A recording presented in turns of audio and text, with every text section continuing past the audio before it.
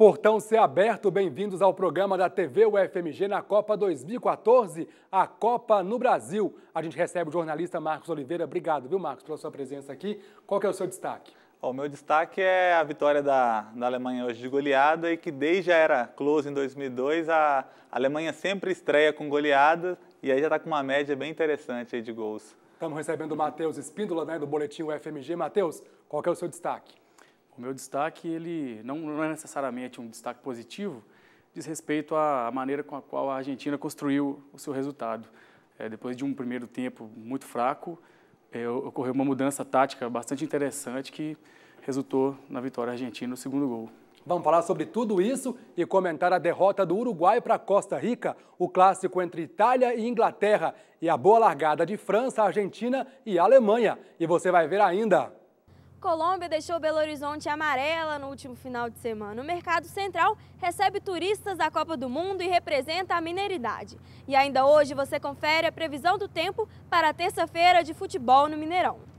E tem mais no Portão C de hoje, os preparativos da seleção brasileira para o jogo contra o México. E você vai se divertir com o povo na rua. Afinal, tá tendo Copa. A gente está na rua Guaicurus. E, aliás, se o assunto é Copa do Mundo, a gente vai ter um futebol um pouco diferente aqui. O pessoal falou que vai ter uma pelada. Mas que pelada será que é essa? Vamos conferir.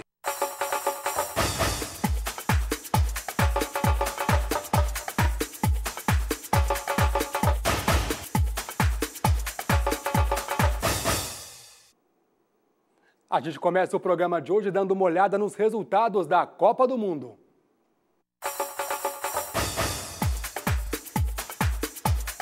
Pelo grupo C, a seleção colombiana venceu a Grécia por 3-0. Pelo mesmo grupo, Costa do Marfim e Japão se enfrentaram e a equipe africana saiu vencedora por 2-1. Já pelo grupo D, o jogo entre Costa Rica e Uruguai terminou 3-1 para a equipe caribenha. E na partida entre Itália e Inglaterra, os italianos levaram a melhor. O jogo terminou 2-1 para a Azurra. Este final de semana também teve jogos pelo grupo E e o primeiro foi entre Equador e Suíça. De virada, os suíços venceram por 2-1. Pelo mesmo grupo, o jogo entre França e Honduras terminou com vitória francesa por 3-0. Os jogos pelo grupo F começaram com vitória argentina sobre a Bósnia. O placar foi de 2-1. Já no duelo entre Irã e Nigéria, o primeiro empate da Copa, 0-0. Uma goleada deu início ao grupo G. A equipe alemã venceu os portugueses por 4-0. Bom, jogos interessantes no final de semana. Vamos começar pelo jogo aqui de Belo Horizonte. A Colômbia venceu a Grécia por 3-0. O que vocês acharam do jogo? Eu achei que a torcida dos latino-americanos está desempenhando um papel importante nessa Copa. Todos os estádios, a torcida predominante é a do time da América do Sul. E aqui em Belo Horizonte não foi diferente, A torcida da Colômbia tomou conta do estádio, empurrou até o finalzinho e saiu bastante satisfeito. O curioso é que, assim, além dessa invasão colombiana, que já dava para perceber desde o início da semana passada pelas ruas da cidade, é que ajudou e, assim, não só a torcida, que foi determinante, mas o time mostrou que ele consegue ter alternativas à ausência do Falcão Garcia, jogando com velocidade, impondo um bom ritmo. E aí é o que é de se surpreender, que a Grécia, tida como uma boa defesa, tomar 3 gols, é porque o time tem qualidades, não só a torcida. E se espera que a Colômbia seja a surpresa, Apesar da surpresa ser inesperada, a Colômbia é aquela que não está entre os medalhões, entre as principais favoritas, mas assim como a Bélgica, a Colômbia é a que se espera que possa fazer um papel bastante interessante. Agora, pelo futebol apresentado, a Grécia não vai muito longe, não, A Grécia, não se espera muito da Grécia. E também disso para ela, eu não espero, mas eu não me surpreendo. Pode, assim, eu creio que pode acontecer de tudo. Geralmente, eu deixo rolar assim, as impressões de seleções, assim, como quem acompanha muito o futebol grego, né, é difícil saber. Eu acho que o que me surpreendeu é mostrar, o que me encantou foi ver a Colômbia lidar bem com uma situação como essa, impor e fazer valer o favoritismo de uma cabeça de chave diante de uma seleção europeia, que tem pelo menos taticamente uma organização interessante, mas quanto os outros adversários, né, que seriam Japão e Costa do Marfim, o time da Grécia eu não sei se está tão aquém. Não dá para contar muito, não dá para apostar no bolão, mas se passar também eu não me surpreendo, entendeu? Eu não costumo esperar muito de uma seleção que não conta com grande parte do elenco de jogadores que jogam nos grandes centros europeus. E a Grécia está mais ou menos por aí, né? Ela tem poucos jogadores que atuam em times de expressão. Vamos dar uma olhadinha no que a imprensa estrangeira falou sobre os outros jogos? Bom, o jornal Al Dia da Costa Rica comemorou a vitória da seleção. Na manchete, Costa Rica grita ao mundo sua histórica vitória por 3-0 sobre o Uruguai. Já o El País do Uruguai não deu por perdida a Copa, mesmo com a derrota sobre Costa Rica. Para o portal, o histórico de voltas por cima dos uruguaios em competições oficiais faz com que o torcedor possa continuar acreditando. Bom, foi a grande zebra, né, dessa Copa até agora, essa derrota acachapante de Uruguai. Essa foi uma zebra, mas eu, como torcedor de time pequeno, que eu torço pro Ipatinga, quero deixar claro que existe torcedor do Ipatinga, eu gosto da zebra. Eu gosto de quando o time ninguém está acreditando, acha que não vai dar, demonstrando uma certa capacidade técnica e habilidade de desmontar um time do Uruguai que, assim, tinha muita expectativa sobre ele, mas dentro de campo, eu não sei se é soberba ou se o time também já é envelhecido, pode ser um pouco dos dois, Costa Rica, mas o que acontece é que a Costa Rica mereceu a vitória e a Inglaterra que se cuide. E há de se ressaltar também que a Costa Rica ela não fez um papel fraco nas eliminatórias, terminou na frente do México e, muito embora pouco se conheça, né, a respeito do futebol da América Central, a Costa Rica ela tem um jogador importante, que é aquele Campbell, o centroavante, camisa 9, e, é claro, não se esperava que ganhasse com autoridade do Uruguai, mas a Costa Rica poderia surpreender também. E se fala muito em tradição, tudo. A Costa Rica tem recorrentes participações em Copa. Quem sabe dessa vez isso já não deixa o time um pouco mais calejado? Pode ser uma soma desses fatores também, né? Agora, o Uruguai tem pela frente aí a Itália e a Inglaterra. Está tudo perdido para ele ou dá para poder virar? Nessa Copa está difícil falar em alguma coisa que está perdido, falar do impossível, né? Eu achei bastante envolvente o futebol, tanto de Inglaterra quanto Itália, e a princípio eu não acredito que o Uruguai vai aprontar para cima deles, não.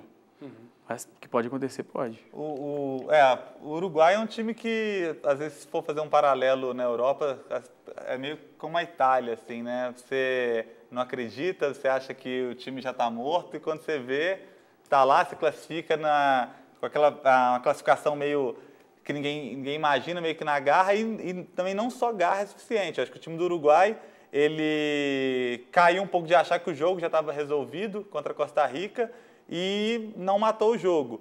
Talvez encarando seleções mais fortes, os jogadores às vezes tem também aquela responsabilidade de propor, porque o Uruguai não é um time muito de propor o jogo, eles vão conseguir usar a experiência para às vezes conseguir 1-0, um 2-0 finalizando no segundo tempo. Então não dá para duvidar do Uruguai. Bola para França e Honduras. O equipe da França destaca a boa atuação dos Blues, mas alerta o torcedor sobre o que chama de 3 razões para não confiar. Jogadores ameaçados de cumprir suspensão por cartões, uma Honduras fraca e uma defesa que ainda não foi de fato testada. Já o 442 destacou que Soares, técnico de Honduras, apontou dúvidas sobre a nova tecnologia da FIFA, que confirmou o gol contra de Valadares. Bom, França e Honduras, o que vocês acharam? Brilhou a estrela de Benzema, né? Brilhou a estrela de Benzema, mas também contra Honduras, né? Longe de mim falar que ele não é um grande jogador, mas o pênalti ajudou muito a vitória da França acontecer de forma mais natural, né? Tem que ver mais para frente para afirmar categoricamente. Um gol incipiente pode mudar a história do jogo, né? Foi o que aconteceu. Eu não acho, inclusive teve a expulsão, né? Que eu não achei, na minha opinião, não foi excesso de rigor nessa expulsão. E quem sabe se não fosse esse episódio, a França não teria tanto domínio ou tanta margem, tanta folga nessa vitória. É aquela situação, né? O pênalti, e junto com a expulsão, ele transforma drasticamente a dinâmica do jogo.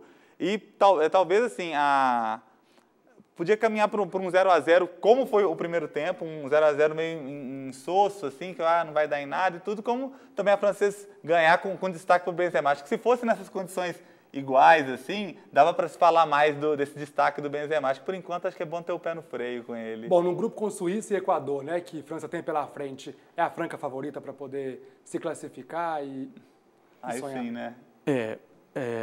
A se pesar pelo jogo da Suíça, no qual eles acreditaram até o fim, na vitória, na virada, né, eu acredito mais na Suíça, a partir desse jogo. Eu já apostaria na França, sim, porque eu acho que apesar de não ser uma vitória para se encantar demais, eu acho que é um grupo onde a França, assim, eu acho que ela se destaca, até mesmo porque a Suíça seria a cabeça de chave do grupo e passou um perrengue diante do Equador, que por mais estar jogando na América do Sul, não é um time com grandes valores, onde o Eraso é destaque, um defensor que a torcida do Flamengo deve ter pesadelos até hoje. Eu acho difícil. Eu acho que a França, sim, está acima dos outros e acho que Honduras que vai ter que curtir aí a estadia no Brasil, né? Agora, Suíça e Equador, né, um jogo que foi definido ali no último minuto. Um resultado injusto? Não tem injustiça, né, no futebol, né? Você até pode lamentar e tudo, mas se o Equador faz o 2-1, né, porque seria injusto para a Suíça, aí... Foi até num contra-ataque, né, que a bola veio e a Suíça acabou fazendo 2-1. Exatamente. Então, assim, o Equador não fez, e abriu brecha, a Suíça foi lá e meteu. E me surpreendeu que a Suíça, ela não ratificou aquela posição de defesa imbatível, né? Nos últimos 7 jogos de Copa do Mundo, ela tinha sofrido apenas um gol. E nesse jogo eles não se mostraram tão sólidos, tão seguros. Inclusive tem se destacado muito, né, essa Copa, assim, vamos dizer assim, a ideia ofensiva, né, dos jogos, né? Os times, né, ao contrário acho que até da última Copa ou das últimas que as defesas eram muito fortes, esse ano parece que as seleções estão indo mais para o ataque, estão em busca mais do gol. Não sei se é o calor, não sei se é o clima brasileiro, mas tá bem legal isso. Bora então para a Itália e Inglaterra. O The Guardian da Inglaterra celebra a boa fase de Balotelli e diz que o craque italiano acumulou manchetes depois da derrota britânica. Já o La Repubblica da Itália celebrou a vitória da Azzurra. Na manchete destaca: com uma partida emocionante, Itália se torna uma seleção que põe medo nos adversários. De fato, põe medo mesmo? Balotelli jogou muito, né? O Pirlo também. Eu volto ao ponto de que a Itália, que também se consagrou na história como uma defesa forte, sempre os destaques da Itália sempre ficaram por conta dos zagueiros. E o que a gente viu nesse jogo foi que a genialidade de Pirlo e de Balotelli sobressaiu muito mais. A defesa, no entanto, não se mostrou tão segura.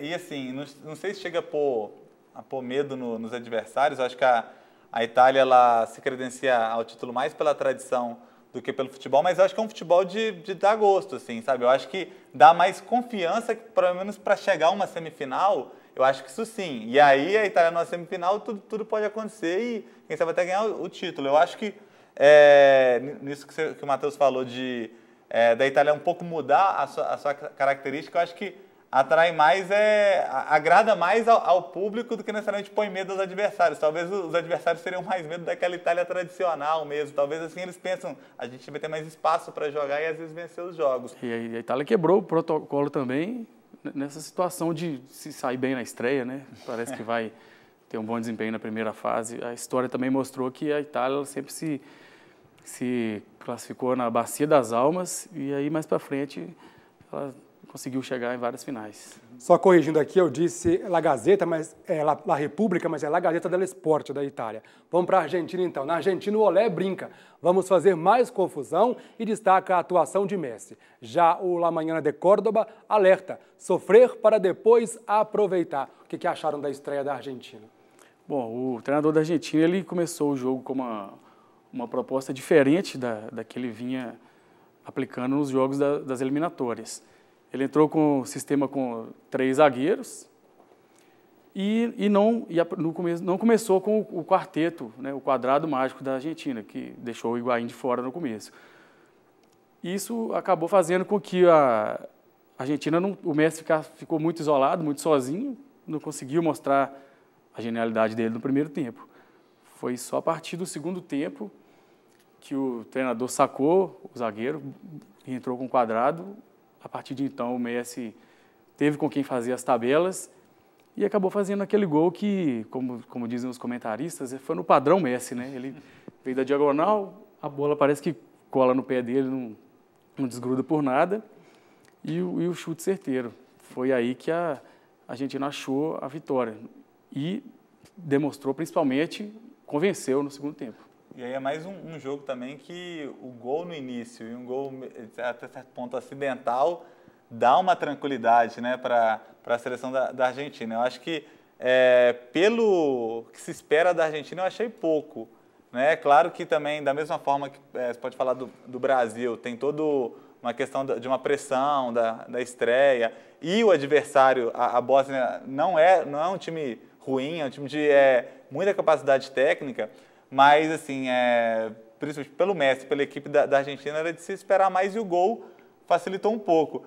E algo que eu gostaria de destacar desse jogo é a forte presença, né, dos torcedores argentinos e que, de certa forma, o embate, né, entre a torcida brasileira e a torcida argentina, que ora um lado gritava, o outro respondia e tudo. Eu só lamento que eu sempre acho as músicas da torcida brasileira um pouco mais fracas, né? Mas em si foi bem divertido assim, o duelo. Agora, Bósnia é um bom teste para a Argentina? Ficou barato, não? 2-1? Eu creio que é um bom teste. Nesse grupo, inclusive o maior teste é a Bósnia. Os adversários posteriores da Argentina vão... Ainda mais vendo Irã e Nigéria... A Bósnia respira aliviada também, né? Ficou faltando falar sobre o jogo de sábado, né? A Costa do Marfim venceu de virada o Japão por 2-1. O que acharam do jogo? Eu achei que a Costa do Marfim ela sofre da mesma síndrome do Camarões, que é depender de um único jogador, né? Então a Costa do Marfim ela começou o jogo poupando sua principal estrela. E foi só depois que ele entrou que o time começou a andar, né? E essa dependência, com certeza, é nociva para o time no decorrer do campeonato. Ainda mais tendo em conta que o Drogba já não é um jogador jovem, né? Ele é propenso a se machucar.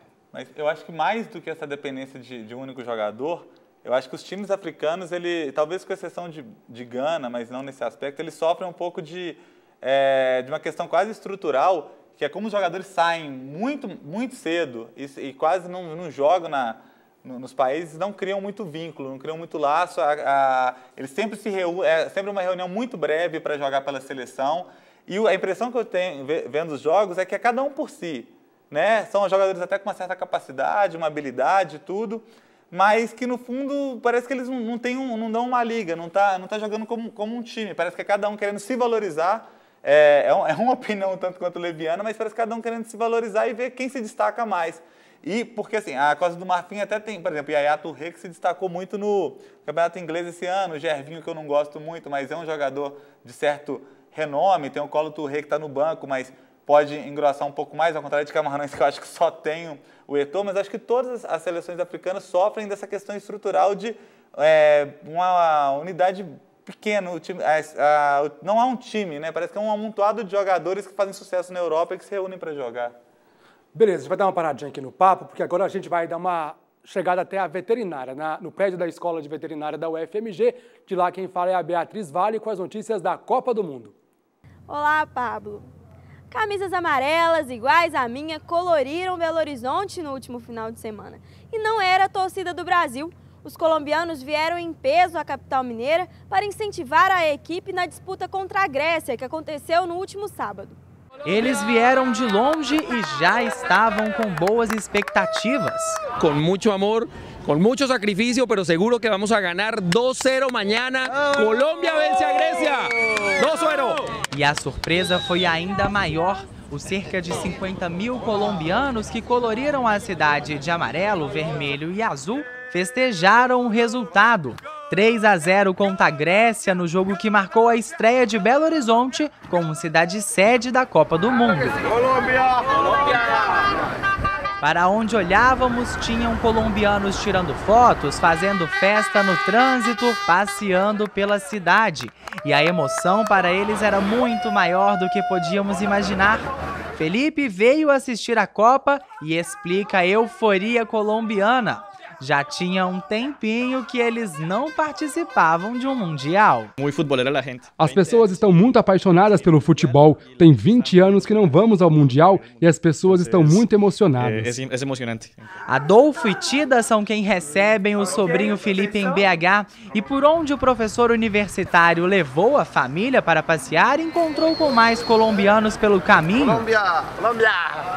E Belo Horizonte está cheio de colombianos, não tem lugar já. Ontem, assim, peguei 3 ônibus, em todos eles tinha colombianos, em todo lugar que a gente foi, nos centros comerciais, assim, achamos colombianos, no museu, no Palácio das Artes, em todo lugar, parece que tem muito colombiano mesmo. Vamos, Colômbia! A Copa foi uma boa oportunidade de reunir a família para torcer junto. Para mim está sendo maravilhoso, porque são pessoas muito queridas e, de um modo geral, as pessoas que eu não conheço também são muito receptivas, muito alegres, muito parecidas conosco, com os brasileiros. E não foram só os mineiros que gostaram desse intercâmbio cultural. Os brasileiros são ótimas pessoas, cordiais e prestativas. Não falamos português, mas conseguimos conversar com os brasileiros. Nos guiam, muito boas pessoas. Colômbia! Colômbia! Colômbia! Em 2014, o Mercado Central comemora 85 anos de atividade.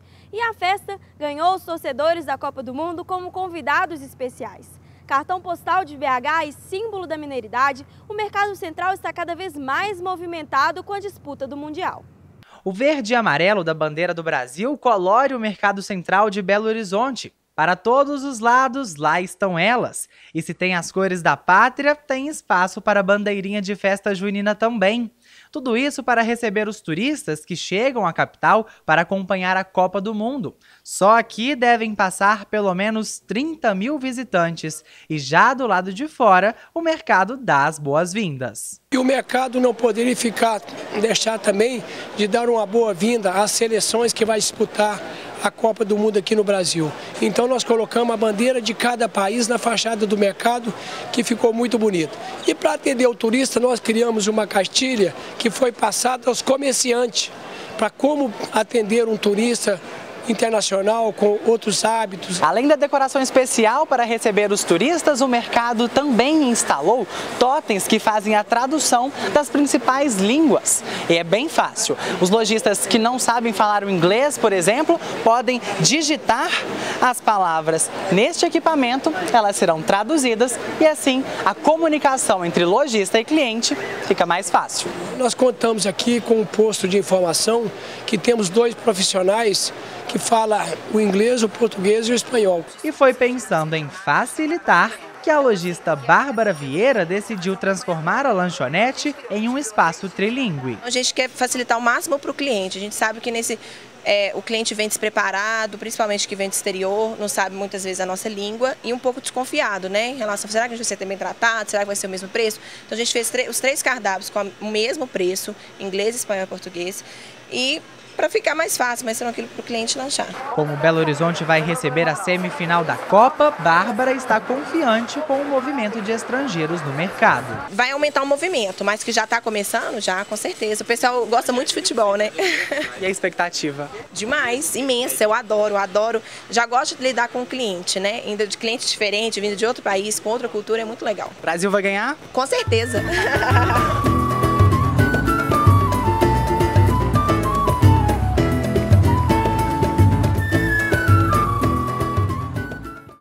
Acontece amanhã, ali nos gramados do Mineirão, o duelo entre Bélgica e Argélia. O céu vai estar parcialmente nublado, mas não há previsão de chuva. As temperaturas variam de 14 a 25 graus. Os dados são do INMET, o Instituto Nacional de Meteorologia.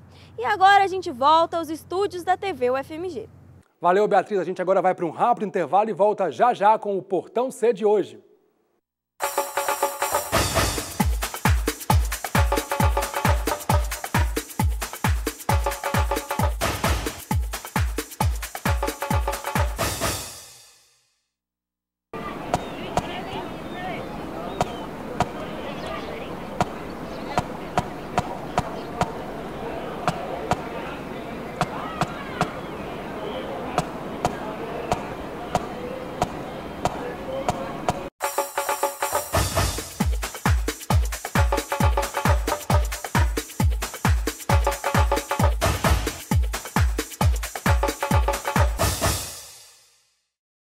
Estamos de volta com o Portão C de hoje, direto da sala de esportes, hoje recebendo os jornalistas Marcos Oliveira e Matheus Espíndola. Vamos falar um pouquinho agora de seleção brasileira, né?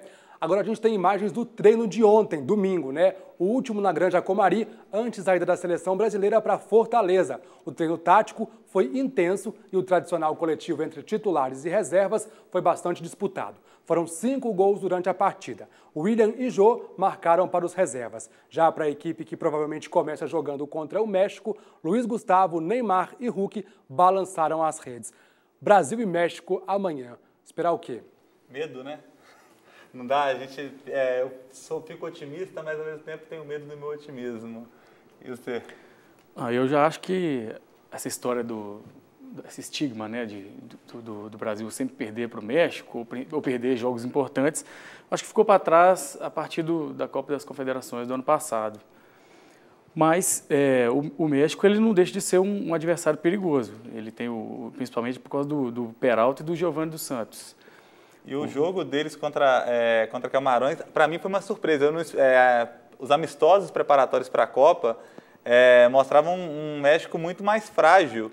E tudo bem, Camarões é um adversário frágil, mas o México estava perdendo para esses adversários. E o que a gente viu contra Camarões foi um domínio total, muitas chances, entendeu? Se não fossem os gols anulados, teria sido uma vitória de 3 ou talvez até mais gols, né? O México foi um time que acho que desde a partir da Copa das Confederações até aqui, eles já trocaram mais de uma vez o treinador. Eles mantiveram menos de 10 jogadores da campanha da Copa das Confederações.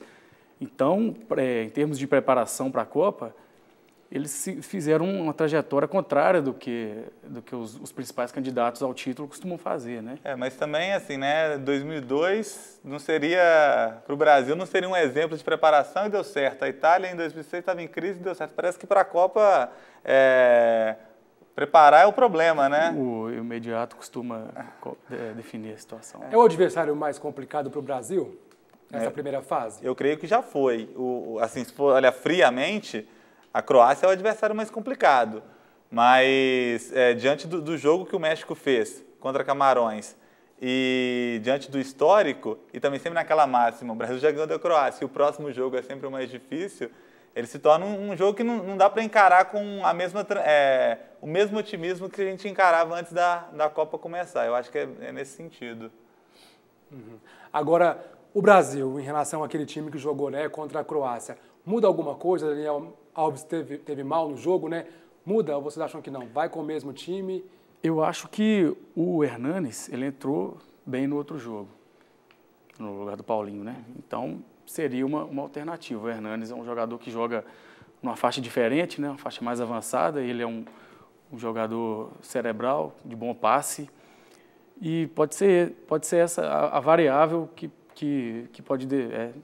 pode ser modificada nesse jogo, além do Hulk. Mas eu imagino que assim, é uma variável que pode, mas acho que o Filipão só vai lançar a mão dela numa oitava de final ou no terceiro jogo, porque comenta-se muito sobre do Filipão não querer perder o grupo, né? Não perder, às vezes, de queimar algum jogador. Exatamente. Então, é uma alternativa que todo mundo percebe, às vezes todo mundo vislumbra, mas o Filipão acho que ainda vai segurar um pouco e no caso, às vezes, de fazer essa alteração, talvez fosse mais para frente.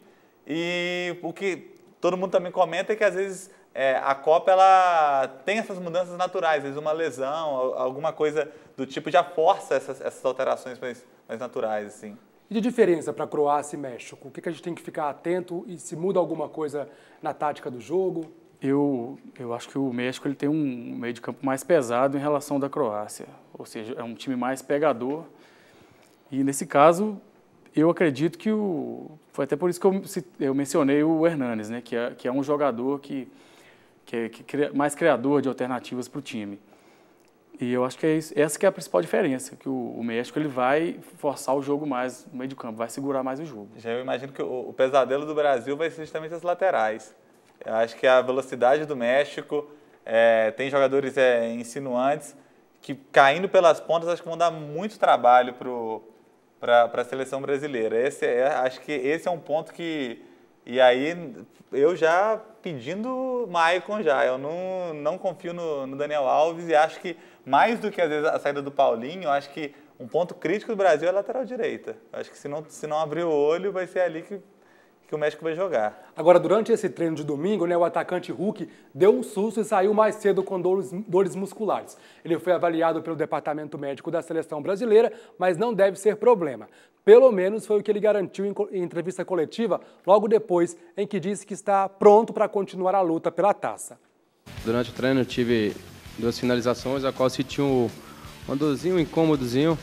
Resolvi sair por precaução. Já pensando no jogo, são apenas 2 dias para o jogo.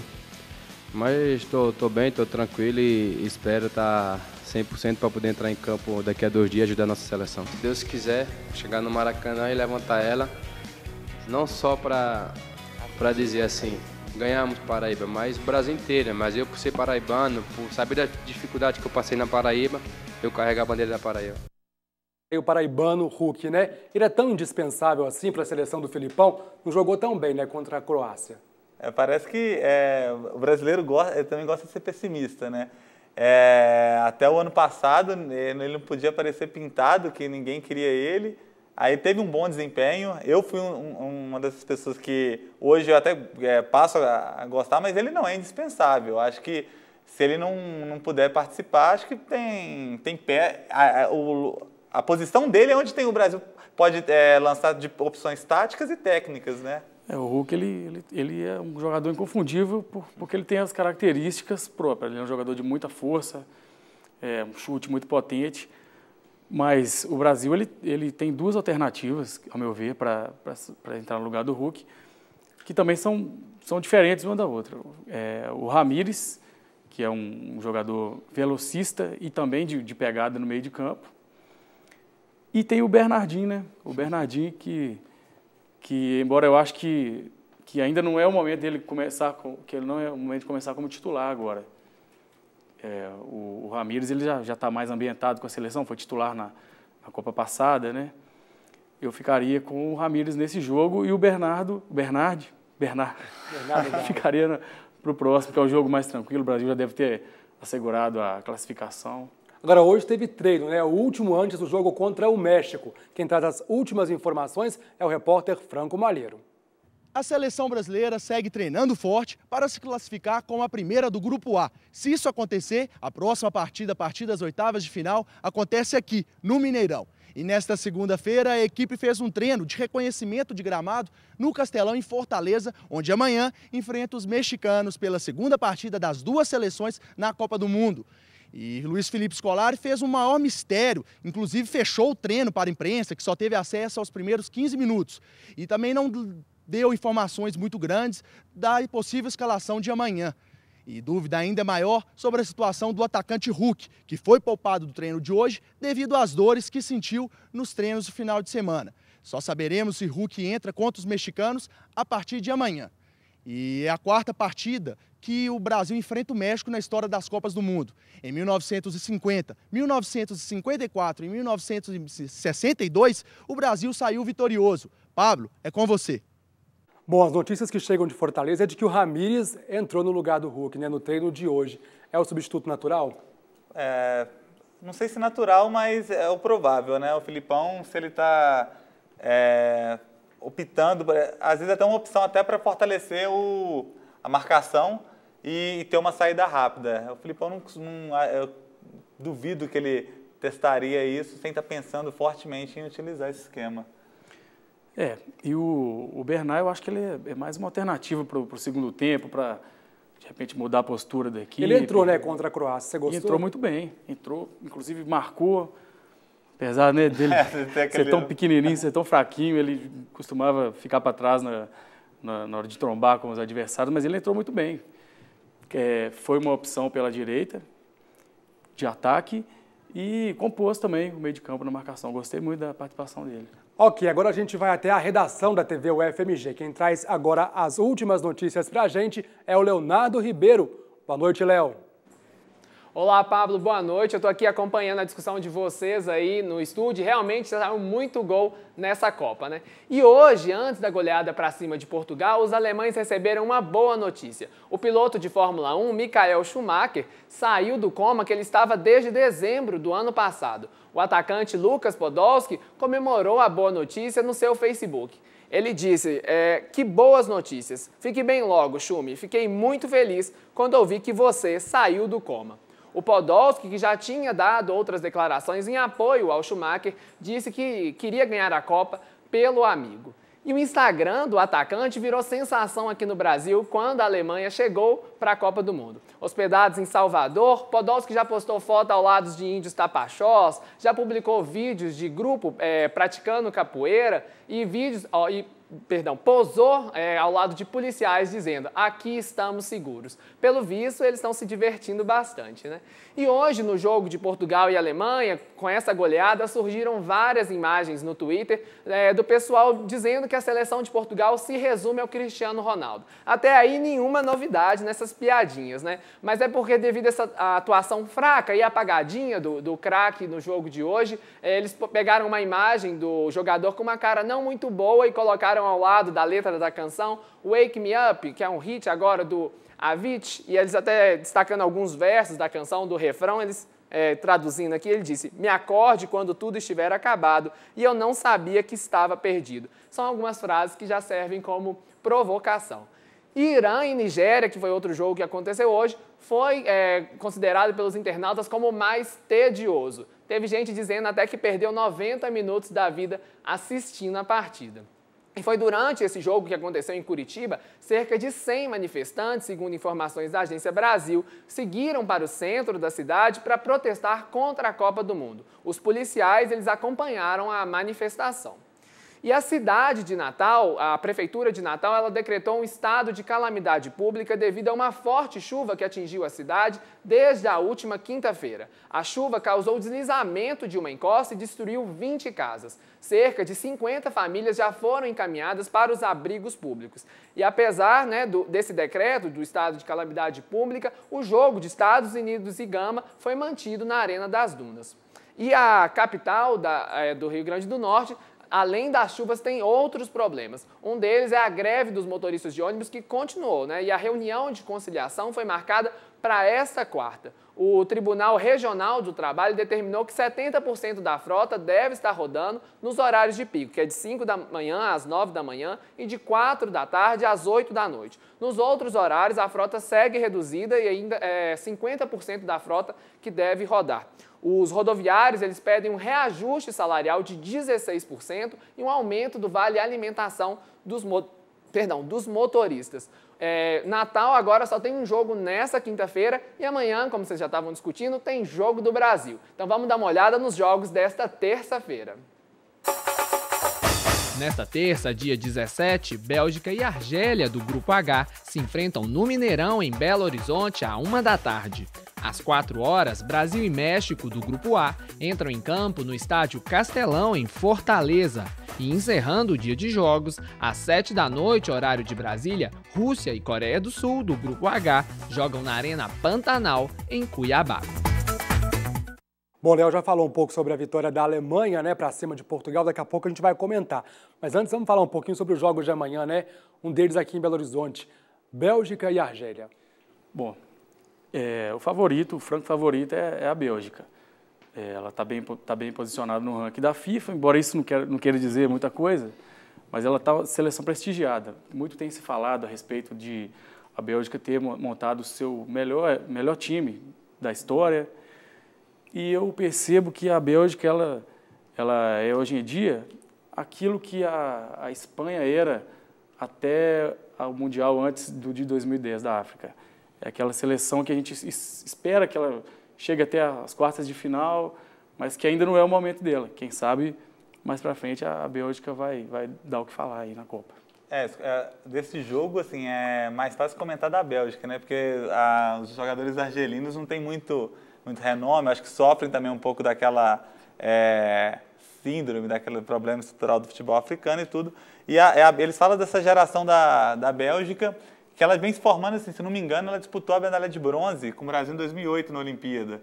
Então, é uma geração jovem, que tem jogadores com muito destaque na Inglaterra, o Hazard, também tem o Courtois, goleiro do Atlético de Madrid, né, mas que pertence ao Chelsea, o Lukaku, o Fellaini, vários jogadores que assim, chamam a atenção por terem destaque na Europa.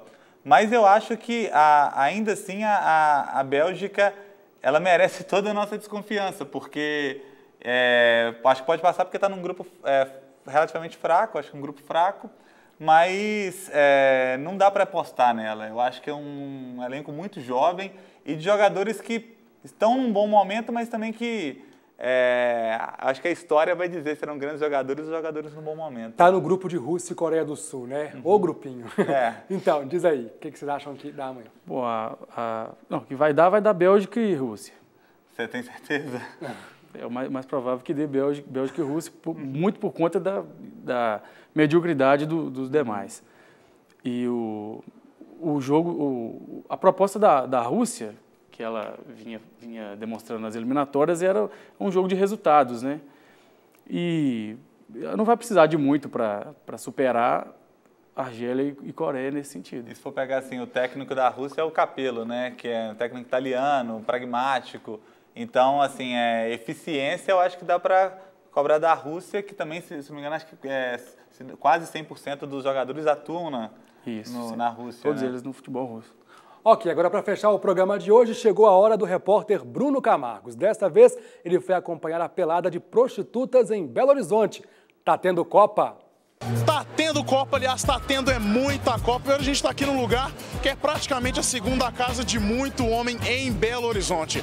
A gente tá na rua Guaicurus.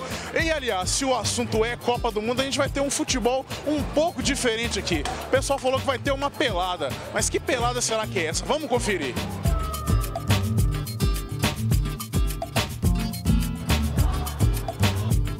A gente quer fazer o melhor, né? E com certeza o time das Peladas vai ganhar.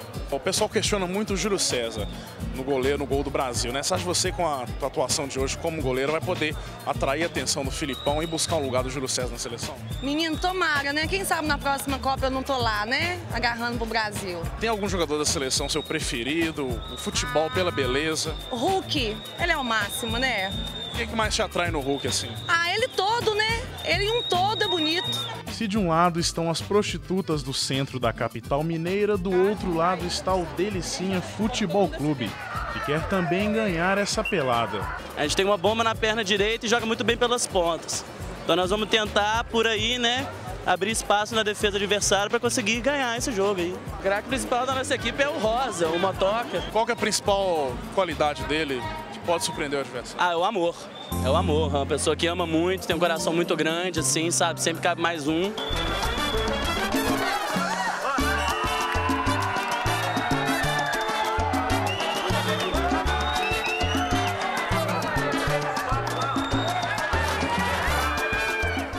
Francis, o que a sua equipe precisa de fazer, de melhorar para poder vencer o jogo e conseguir os 3 pontos? As meninas saindo jogando errado.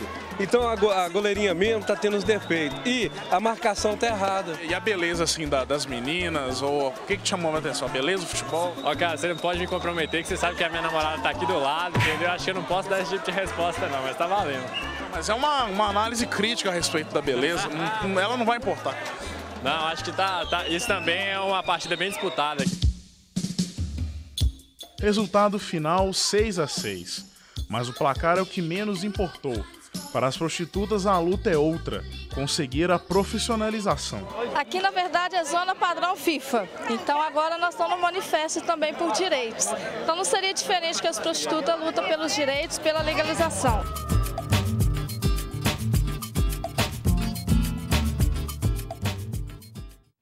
Ter vocês não, mas futebol é festa, né? Tá valendo.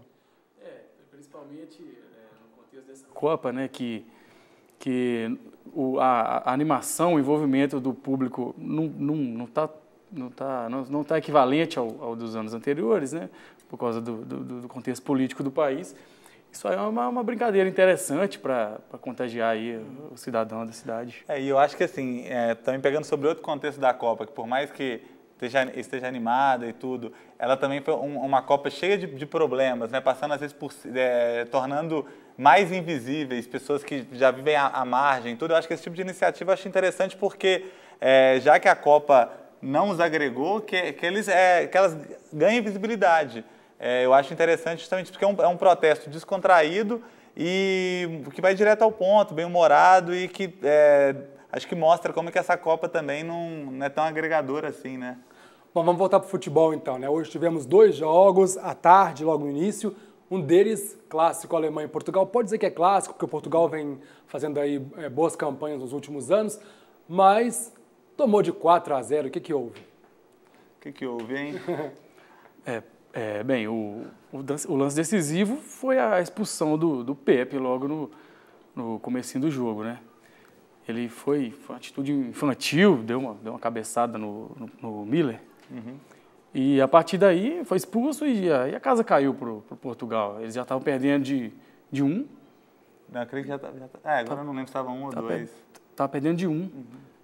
E a partir daí, para eles construir uma reação para cima da Alemanha, que é fortíssima, isso aí foi decisivo. A partir daí a gente sabia que ia sair muito gol, né? Não sabia se ia ser 4 ou 5, mas foi aí que a casa caiu. Esse jogo também refletiu outra tônica, né, como eu falei mais cedo dessa Copa, que são os gols no início. E também a questão do pênalti.